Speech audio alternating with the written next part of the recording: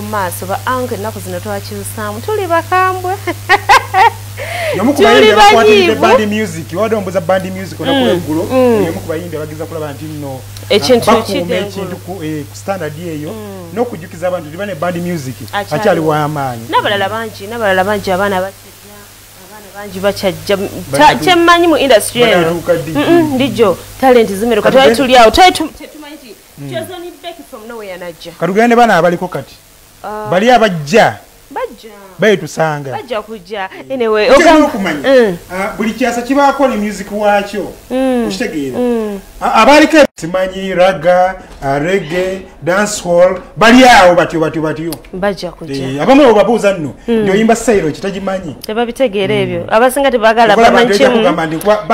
kugenda mu studio kukuba luyimba kuyimba kuteeka mu kafulumye kale naye ng'ogamba otya munange malulye ki agaffe yesaidio osobola ogenda ku Facebook page yaffe n'otuwako nawe ku lugambo n'ogamba Judy wadde nga tonalutuwa bannange nalumasi kyakola nakamanya bali abaana beetwala nti ani nti senkagale yabasa nti omulebe gw'okulwanira abasajja gukyaliwo naye ng'ate ffe tuzze tubeere ng'ate tukutuusaako naawe gw'otanabeera nga kubanga ogamanya nze Judith Kawesi ku podium kwe tuli kasalawe kya mu kidula nga bulijjo Monday paka lunaku lwakusatu ogamba otya munnange olunaku lugenze lutya osiibye otya darling shububu sweetheart agogo n'amanyanga kuyita kubanga wasalawo n'ogamba kanondewo kasalawe kya era nga yensingira nange nze Judith Kawesi banange tuyina lungi nnyo matini ndijo ndinayo side eno ndijo nkubabuzeeko oba tutandikirewo kababuzeeko nnyo ogwango ogusinga okukulisayo bonna bakedde ogenda okukola kikulu nnyo okukola kubanga ne Bible ekyogerako nti wotakola tojja kulya so ino kero ogenda okulaba nti otetenkanya ensi eno ofune ekyokulya ate ekyokubiri nebazanye bonna abasalawo nti ssaawa 2 aba yatulindiridde naffe tuguse tegeeza neighbor nti yabulayo okitegera ekintu ekyo bannange nakugamba nti feel free jangu tuteekemu ensimbi tukulangire business yo awo wenyini banaffe abasanwa tours and travel okuva South Africa gye basinzire ne bagamba nti nedda bannange podium mwe musinga mututegereza abantu abagala okuteekamu ebintu byabwe okutambuza ebyamaguzi nti ffe weetuli okubeera nga tukola ki nga tubataasa empapula zikuweddeko simanyi visa eganye ticket bikoze bitya sweetheart genda bugenzi wali ku Sanwa Tours and Travel wogenda okubeera nga obasanga basinzira South Africa atela still na wane Uganda balinawo etabi lyabwe wali ku Ntebe Road katutandike era ngenda kutendero badia ntandikiddeko nnyo mu nsi ez'amalayo kakati ngeze osekaji esusizawe ezakola munnange bagamba wano yagezeewa yali nyemalayo okitegeera yali nyemalayo kakati eyo gye ntandikidde ludda wabasinga bayinza obutategeerayo America gye tugamba kasawulira emalayo kati tutandikiddeyo abaana abasalawo ne babeera mu nsi ez'amalayo yatuuse yakugamba nduse ku ggulu ly'ensi okitegeera kakati no munnange eyo gye twasinze ntuuka ku Kapalaga baby owaffe nga tonnafa teweevumansi sebo Kapalaga kati yatubulira butebe bakuŋŋaanya ensimbi Kapalaga baby oyo nogola obbi wange Kapalaga twali bakulembeze lubiri awo ne Kapalaga golaba oyo twali bakulembeze lubiri awo yasirwa kuba nti kati nnaku zino yamalayo eri ali muzeeyi nange wendi wano tutambuza ebintu mpola naye gwe ndijo tetuli babi just mbeera kulwaki akwewunyisizza nnyo Kapalaga nze ekyo kyengambye anti anko andaba akwewunyisizza nnyo Kapalaga darling toli mubi javi wange toli mubi just mbeera yakukute mukatini nene balekuta Kapalaga baby yomu ku bantu abasobodde okugenda okulaba nga bagezaako kweyobola banange Kapalaga alabika yali wano ng'akuba music ng'olaba atumale music we mpola ate nga munnamawulire munnaffe era yali akola ku radio yemu wali ebukoto omulaba nenagamba n'enkofiira z'abooga n'agaaka agende alabe ng'agattagattako ku toffaali lye era essaawa zino musajja mukugu mu byensimbi ebikwalagana okutereka ensimbi finance mulaba bagita finance literacy nze nno natandika mulaba ku TikTok okwo ngagamba ne woba ofuna 2,000 osobola ziteeka ne zivaamu ekyamakulu ngamba Kapalaga oba just kala ayogera kuzamba bavubuka amaanyi nga womanye omuntu waliwo emyaka gy'otuukamu olina okuzzamu ku kyomanyi kumbe omuntu kati byakolera ddala yabikukiramu ddala yagenda n'asoma yatwala obudde we n'asoma omanyi mu America Judy oba n'ensi endala z'ebweru eyo nti ogenda okuvaano ng'olina kyomanyi naye otuuka eri ogenze mu nsi ndala ng'olina okubaako ne kyogattako kati ng'omuyimbi Kapalaga eri anakuwa show mmeka okulaba nti yeyimirizaawo wetaaga show zimmeka ofuna ssente zikuyimirizaawo era baani abagenda okujja ojja kukasanga mu mwaka waba ofunye chance kivulu kimu oba bibiri ate nga bagasse ku byabalala so yensonga ki Samona agamba edda kagenda asome nakuka mu mitu by'okubala kuteeka ensimbi era byasinga okusomesa banneeyo byakusevinga alina omukisa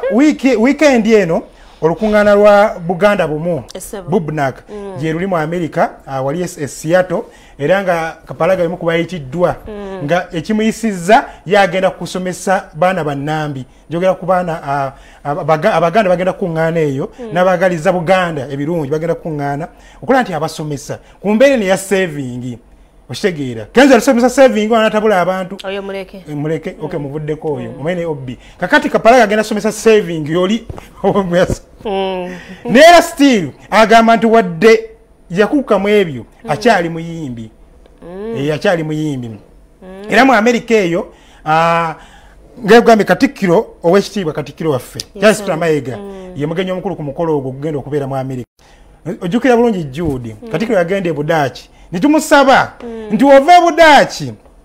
mukulu Sakajugo amawulire gazeewaabe n'amusiime yamusiimye n'amuwa ekifo kati mukulu Sembuse nitusaba Katikkiro nti woddayo wona agenda mu America kyemayesaayo n'agenda kuba girinnya wookomawo mulabe munnyo mukulu Sembuse oyo ate podium ene etuuka wala naye ng'abo bolaba abo abaami ba Kabaka kuliko Patrick Nalikka Sendegeya omubaka wa Kabaka omubaka wa Ssaabasajja mu North Pacific eri mu US then olumulala ye ali mu Black ye Patrick Nalikka kati ono omulala ye Paulo bonna aba Uganda aba immigrants n'abazungu naye njagala nnyo okusomesa ffe naddala abaddugavu kubanga ate ffe tusinga okuba obubi bwe tujja mu America oba mu nsi bwe ziteesera ebisinga tujja tudduka tuddayo naye reality egenda okumaliriza nga omaze emyaka 2 mu America nga tolina kyolina kubanga buli kaseera obadde ng'owaalirira okuddayo kakati tukibale nti okyali muyimbi oba okuyimba is a talent kulinga mupiira oba kiringa kudduka ate okuyimbako kusingako n'ebyo kubanga ko ne bwoba myaka 8 naye nga bw'omanyi bw'ojja mu America ebintu kwegamba priorities zikyukamukko olw'ensonga by'olina okukola bingi kati ate okubibeezaawo olina okubanga okola physically music togenda kuyimba kati fanga abayimba naddala Oluganda togenda kusanga abantu bangi bogenda kuyimba nga bwe twabanga e Uganda ogenda kuyimba esoloti oyimbe Uganda oyimba Kampala ekaiko osobola omuyimba emyezi 2 nga tomuvangamu ekitali wano bwenkola show e Boston abantu bava e Waltham bava e Burlington bava e Lowell bava wa yonna ne bajja kati wano kizibu nnyo okugamba nti ndi ku music kwendya olina okukola emirimu emirala naye nga as an artist osigala oli artist kakati mu Buganda bumu twawulidde nti ogenda kubeerayo ogenda kujjanga agenda okusomesa finances oba ogenda kujjanga muyembe bampise okwogerako n'abaana ba Buganda okutegeera abaana ba Buganda bategeere engeri y'okukwatamu ssente kubanga abaana bangi bafuna ssente naye nga tebamanyi engeri yazikozesa nosanga ng'oli ayinako ku ssente naye ne ziggwawo so ngenda okusookera ddala nga Michael Kakande nsomese ninayo olunaku ku Lwomukaaga nja kutuula mu conference nina eddakiika zange I think ziringa oba 3 nga nsomesa basically personal finances kakati ate ku Sunday Kapalaga ajja kujja oba okitegeera nyimbemu ate kati otuuka n'okuba mukulaga n'obakuba kati nojjako galubindi noyambala esuuti nogamba kati yenze Michael Kakande kati mulina savinga nze amannya nze Patrick Nalikka Sendegeya era nga nange ntuule eno mu ssaza lya Ssaabasajja erya Northern California ne Nevada ku kyalo Antioch era nga nze mubaka wa Ssaabasajja mu ssaza lyaffe lino era muganda wangu ono andinanye ye mukungu waffe betukola emirimu okugituusa ku bantu ba Ssaabasajja. Tubaaniriza mwenna bannange mujje munyumirwe mujje mulabe naffe abaganda abatudde eno bwe twagala Ssaabasajja bwe twagala ensi yaffe. Bibina akakibiina kyatongozebwa Ssaabasajja ng'era kyekigatta abaganda ebibiina by'abaganda bonna ebiri mu Amerika. Katikkiro bw'atuuka kuno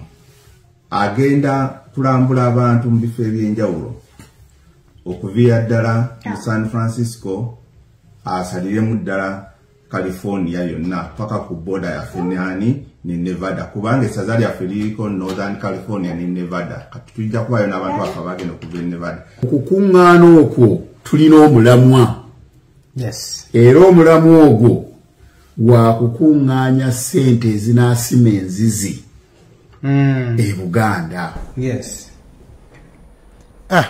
Ensonga zezo bannange era ng'omulamwa gwe baliko mulungi nnyo okutuyamba. Nayagadde nnyo omulamwa ogwo kubanga tulina obuzibu wano e Uganda ekimu ku bizibu ebitusumbwa ge mazzi amayonjo. Goyinza okuba oli Kampala ng'olina agattaapu naye mu byalo ejjuudi abantu babonabona n'amazzi.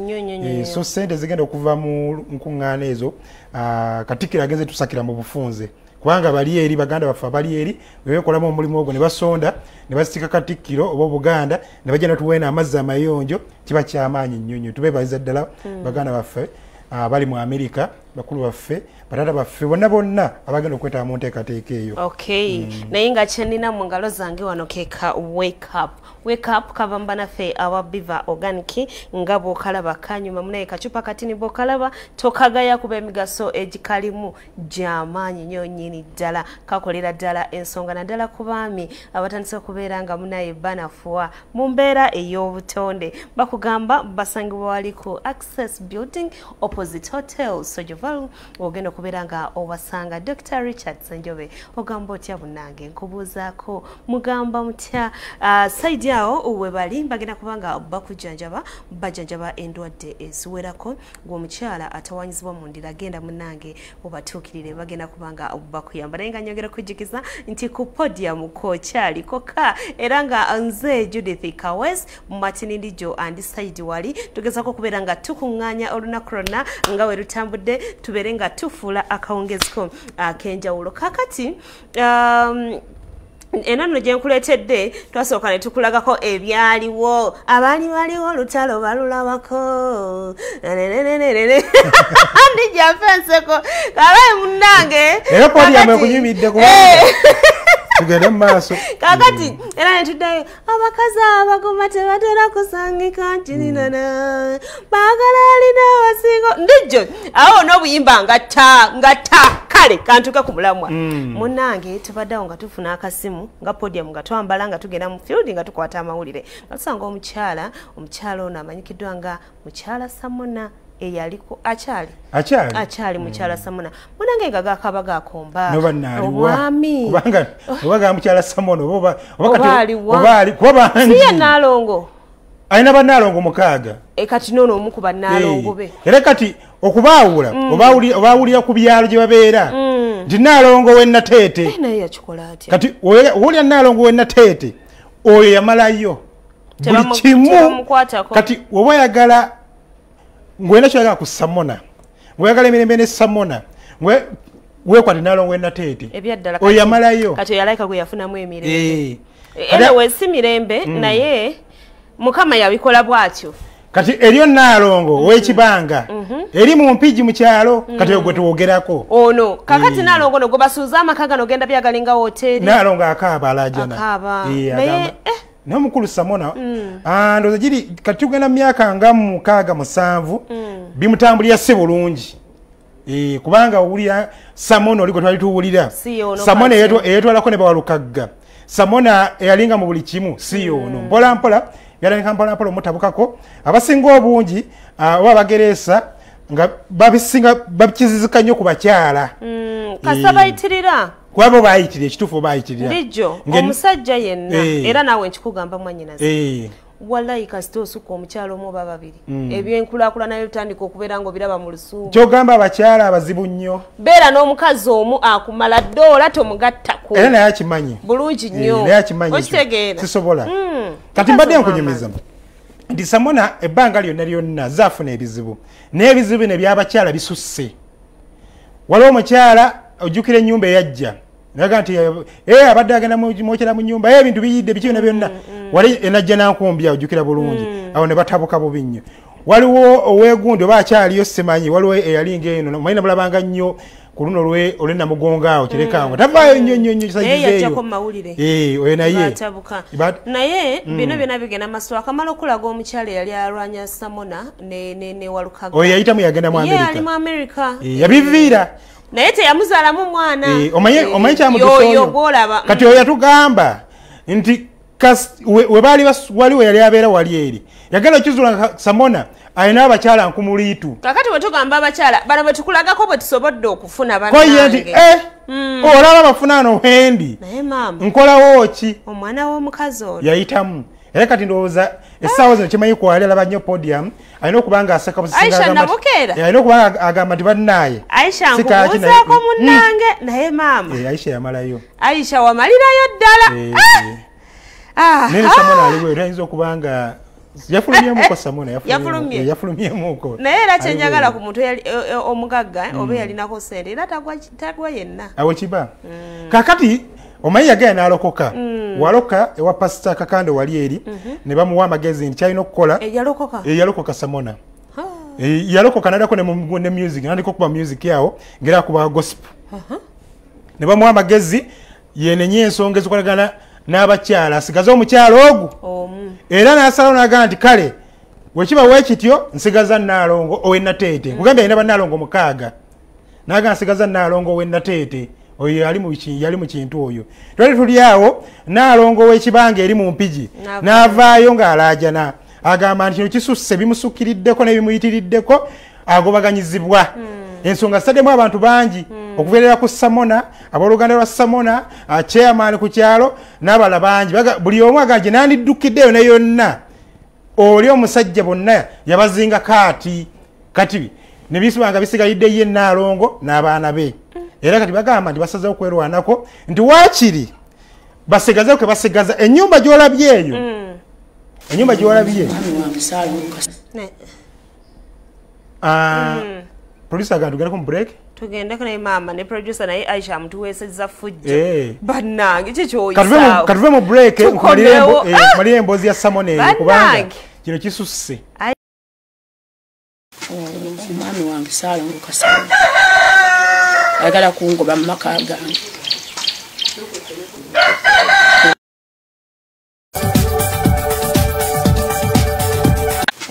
omwami wange Saalongo Kasamba ayagala kungoba mu maka gange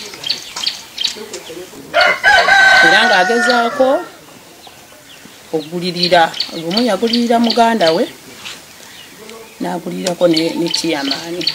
ne beegatta ne baleeta ebyawongo ku kyalo ne babireeta ewaka kati nga bamaze dda okupanga mulamu wange yefuula mbu omuzimu gumulinnyeko gumulinnye ogwa taata waabwe gumulinnye ku mutwe ajje kati nga bamaze okusimba ebyawongo ewaka gaffe tetumanyi kati munnange basawo nga bajja kati nga tukubira kiyamaani so naye munnange namuwadde dda akaseera abasajja nga bagala kunyingira mu nju kukola ki mbukusimaasima mu nju ebintu bye basuula wali ebweru ebyali ku kompawundi byabalemu okusitula kati nga kyo kipange nga bagala kunyingira mu nju kati munnange ab'ekyalo bonna baaliwo ne bagamba yo ate mu nnyumba twakugise ng'ebyawongo biri eri ku kompawundi gye babisuula ate mu nnyumba mwagalayo ki kyamani n'ayomba nnyo n'agamba ate kati kikyemukola so nga bamuwadde adda akasente munnange tutategeera naye oluvannyuma tubitegeera oluvannyuma mulamu wange agenda mu balamu bange yembute abagamba bannange twagala kugoba Wuuno baba wange yaŋŋambye kituboyi nti kirina okukola twagala kugobawo Naalongo ewaka naye twagala mutukwatireko ng'abawa ssente abadde amaze emyaka 10 tajja waka naye we yawasizza mukyala we mbw ayagala muleeta mu maka gange ate ng'abakyala bonna balina amaka gaabwe alina ekiyamaani era kiyamaani tagambwako lwakuba ziri ensonga ze ezasooka ez'emabega ensonga ez'emabega jo badde nekubirako ku nduulu olulala nga mulamu wange gwakozesa kubanga mulamu wange yamuleeta n'amugamba we nali nfuna obuduuka we amaduuka ge yampa najja n'amugamba akole ki tasiddayo kusolooza ssente siddayo nemegenda nga siina kenkutteko nga ye bw'ayagala ku myaka gye mmaze emyaka 40 gye mmaze ayagala ngende nga siina kenkutteko naye wabula nze nali nagamba nti kasa yampa akaki kali awo obuduuka buhoolo buli ku kyalo bwe mbadde nzija mu kasabbuuni naye kati obudde muno yaleese muganda we n'abagamba abapangisa baleme okuddayo okumpa ssente era nze nali nga nkola ssente mu dduuka ennateete netuligula kuseeka muyingo lyangobako n'ennyumba yennyini ezimbiddwa nze mbadde ngo yakawunga era nga nze buli kimu era nga nze nfumba eddagala munyambe bannange bonna abawolereza ebibiina ebyabakyala munyambe nanga ajjampeeko kyampa muvira aleme kunzita omusajja agweta Samona mutuuze wange ku kyalo aba omutuuze wange ne Naalongo omutuuze wange ku kyalo bempangadde nabo bwe sitalinamu obuzibu obumbiriri bayinza okuba ng'abantu ababiri nga bo ate mufo ky'obwemalira waabatandika obwolekeza abantu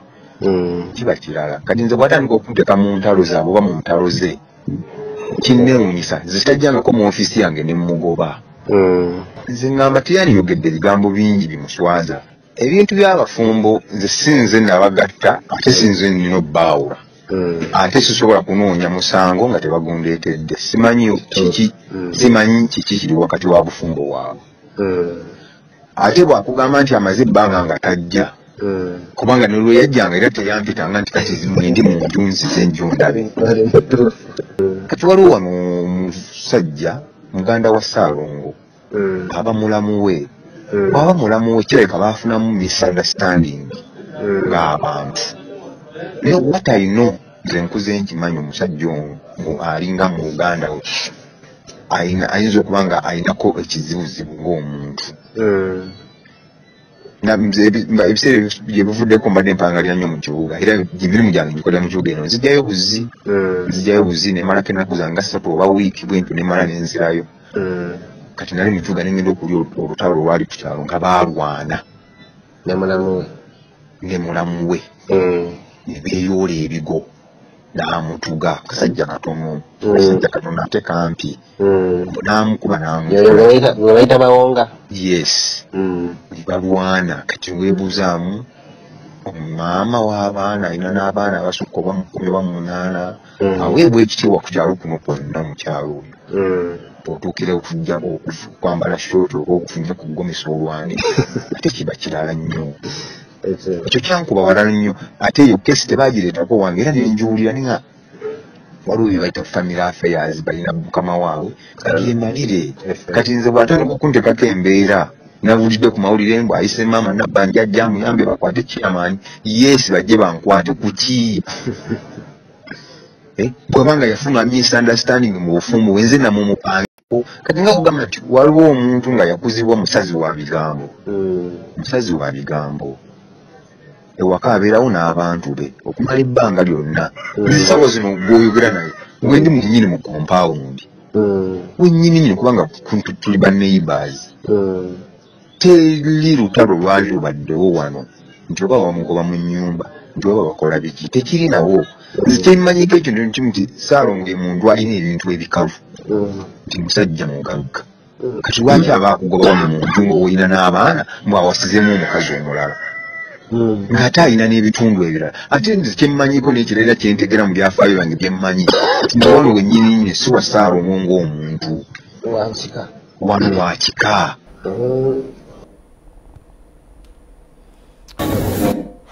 kale nsonga zezo embera yeyo bwekyo ndijo naye nsonga z'abafumbo nsonga za mukulu Samona n'omukyala essaawa zino oli ow'empigi kibanga saidi zeeyo era nga lugo olidde chairman ye ssentebe w'ekyalo omukyalo ono gy'atudde eri naye enjogera ya chairman ogiwulira otya enjogera ya chairman na bwenkanya enjogera ya chairman alabika ensonga zino mulimu omunanansi enjogera ya chairman eraga nti ensonga zino azitegeera nnyo era zazigoberera chairman tukumiddeko nnyo chairman tabanga agusaze mangu chairman kyetukusa kiri kimu alina kyayogedde ekirungi si yabagatta si yabaga abaagalane so tusaba chairman abantu bano babudde abatuuze bo basigaze bombi ow'abaana omukaga tasobola kuvaayo n'ayogera ebintu webityo nga tewaliwo kintu kyonna nga chairman wabadde agamba nti alimba simaitebe waliwo era ekiriwo omukyala yenna mukweja emyaka gyaliko watuukira okuvaayo naga bannange enfa nziira si kyassa wabaawo ekiriwo so mbadde nsaba mwami Samona wabanga waliwo ekiriwo oli omuyinamu abaana tebakyavaawo omusaayi gwe ate abaana babo ngwa wagenda okukaddiira kale n'abaana omu ku bawala b'omukyalo oyo yakola okwanjula okw'amaanyi ku kyalo okwo era emyaka si mingi nnyo emabega ayina edduuka ly'edduuka mu kibuga awo kakati ekyasinga okunyumira ku mukolo ogwo taata Samona yali omu ku bayimbi ku mukolo gwa muwala we yali yakalokka ebiseera ebyo najja n'akubamuka abaana omusajja tabalirwa baana mutandise ngamba Samona siffe nna naye Samona tabalirwa baana tugezaako kunoonya mukulu Samona tusobodde mufuna negensembi okufuna nti alayika yafulumyemuuko ebweru ku bizinesi ze si ku nsonga zino kuba zino nsonga okusinza omu ku mikwano gye gwenjogedde nabanga nti azino nsonga ntono nnyo tezimufulumya yafulumya bizinesi naye nga tulina okunoonya ku bantu baffe we batyo wanakomera wona tujja mufuna mukulu Samona mwami Samona kubanga ensi yetaaga okumanya ali ku ki mukulu Lwasa Lwasa abadde gundi ali Masaka president olunaku lwaleero tulina okunoonya ku bantu ensi obulamu bukyagendera ddala maaso president olunaku olwaleero atandise okutalaaga ebitundu bya Masaka gweta Masaka abadde wali Masaka wali mu site wennyini nnyini era omukulu Lwasa nga ba stakeholder mu kitundu ekyo abadde ennyo okulanga amwaniriza mubuuzo bayayise wanangamba nti above so yasobodde okusomoka yagenze gyali Masaka gyali mukulu Lwasa naye Lwasa ana kasuku alina interview gyamuggyako ogiwuliriza oyinza n'okukaaba amaziga kwani aye n'abatansi yamukola maama teruligwa afiirwa asula ku malaalo wabula Lwasa tulekeemu naawe ate maama olwo yatwala bulamu olaba okyassa tolina walema buli kimu okirina kiki nnyo n'abaamunyiiza edda abagamba nti oyo simulinaako buzibu naye oli Lwasa yanyiiga nnyo ate omugagga Lwasa ali Masaka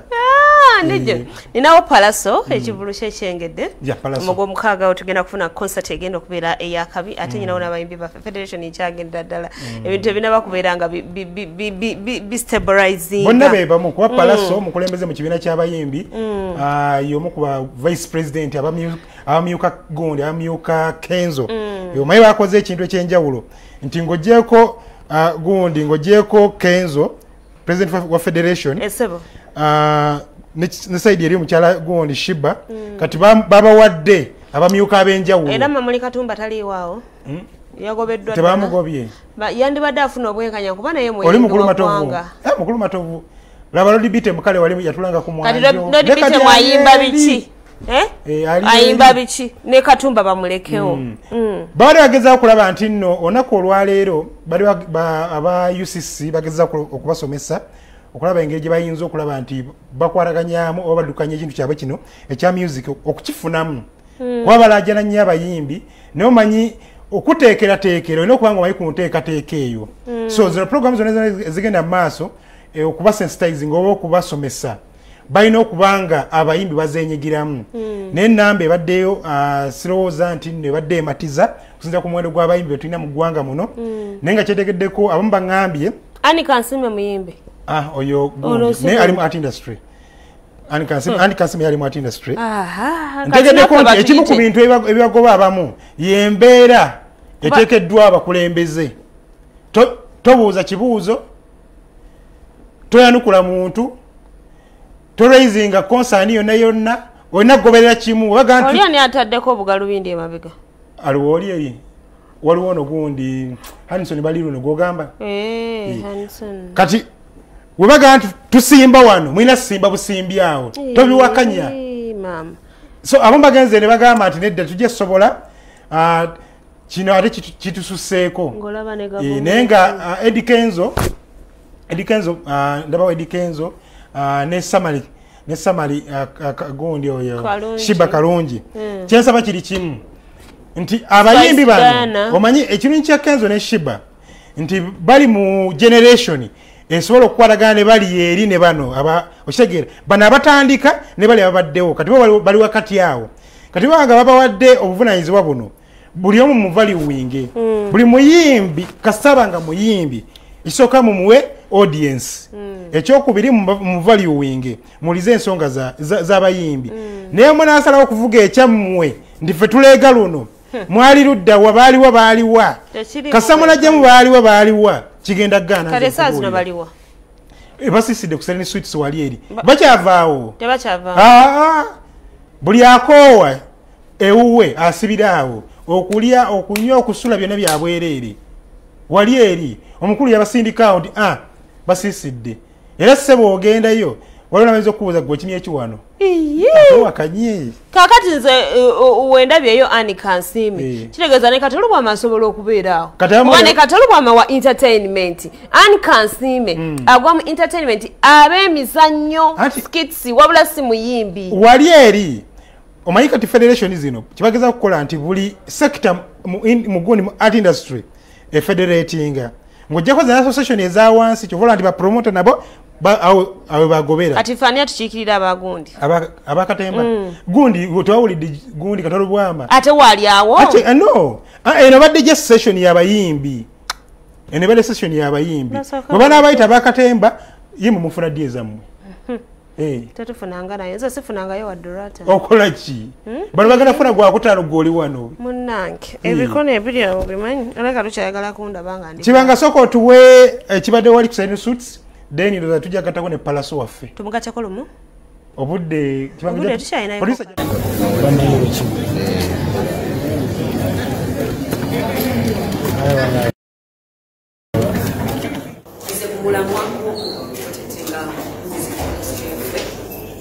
yafa olw'ensonga eyitirivu ebizimiriza ate tetandise mu myaka 10 ibaddewo kyokulaba era wano singa tetyakwatako federations talimu so tugeza kufikisinga kintu ekibadde kijja kirya industry yaffe over the years tugeza kufikisinga kintu kibadde kirya industry yaffe over the years kibadde ng'ekimuka ekikirya naye nga tetumanyi bawulaba ekikajjo nga mulimu namujinga industry of tugenda okujjanga mujingo oyo ate nga tetusobola kikola nga tetwegase as a unit tugezezaako bikola naye twalemererwa because buli omu nga president waffe wagambye atutambika disorganized abantu bangi babadde bafunamu disorganization yaffe ne ignorance yaffe obutamanya bulungi emirimu zaffe kati tubaddewo nebbanga eriwerako batugezaako okuyiga omulimu waffe munda mu byenda byabo ate era tumanye n'engeri y'okuprotectinga kubanga mutange butakuuma kikyo ani anakikuumye so tetuserera wano okutegeeza ye music business yaffe or what you call the music industry strictly about the federation kubanga federation eyo twagala etuwenga umbrella eprotectinga emiyembe yonna tugenda kuba tumiziganya ebizibu byaffe ebyaba art industry ebiri mu music then tumale tubulize ensonga zaffe ki zetuyinza solutions tuyiza kukola tukyokuyongerayo maaso moving forward kibiina Semabina ekitwala ba musician oba abantu bonna era nga ensonga lwaki ffenna mutulaba tukuŋŋaaniddwako okulaba ate tugezaako okutema empenda tulitoke kulakula ebiseera ebisinga namuntu kimanyi bulungi abantu batugambinga disorganized ensonga lwaki wabaawo abayimbi abavudde bulaayo okujja wano ne bakola emirimu emirungi wano ate ffe bamaliriza batuliza feedback egamba nabano bande badde ku level eyo badde ya disorganized so this time around tugezaako okulaba nga ebibivaawo twogezeeko eddoboozi limu tulaba ne tuyiza tutuke okukulaakulanya twekuwaatira okututuusa eggwanga lyaffe naffe tubaalizawamu